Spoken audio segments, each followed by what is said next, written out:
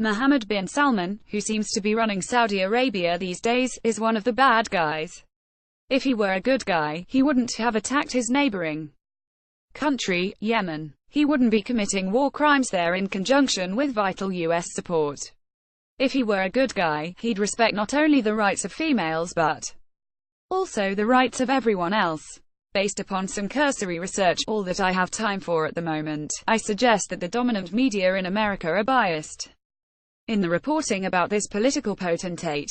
I searched Google using Mohammed bin Salman 2016. You can check me. I found headlines with terms like this. The prince trying to wean Saudi Arabia off oil, shatters decades of royal tradition, plotting to try and take over as the country's new king by the end of 2016, buys £452 million yacht. Mohammed bin Salman seems to have won a power struggle in the kingdom. The 30-year-old prince, who is changing the world, just pushed through a bold package of reforms. Prince Mohammed bin Salman three-pronged approach to counter-terrorism. Saudi Deputy Crown Prince to visit the United States. Obama hosts Saudi Prince Salman at White House. And Saudi Arabia Prince Mohammed bin Salman to visit Silicon Valley. The preceding articles mainly sell bin Salman as progressive, modern, bold, daring, and innovative.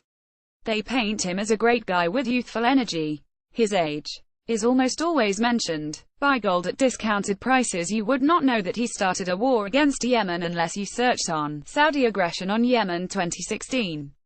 Then you'd find some headlines like these: airstrikes on Yemen funeral kill at least 140 people. UN experts warn Saudi coalition allies over war crimes in Yemen. Yemen conflict. The View from the Saudi side. Saudi aggression in Yemen celebrated by co-aggressor UAE. Why Saudi Arabia is continuing its war in Yemen. Saudi coalition says it bombed Yemen funeral based on false. And why is Saudi Arabia bombing Yemen? Some of these war-oriented articles are justifying the Saudi aggression. One article explains that bombing the funeral procession can be blamed on false intelligence.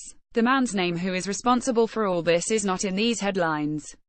Nowadays, the press is busy associating Yemen with Iran in order to justify Saudi aggression. However, it is reluctantly being forced to acknowledge the Saudi starvation strategy.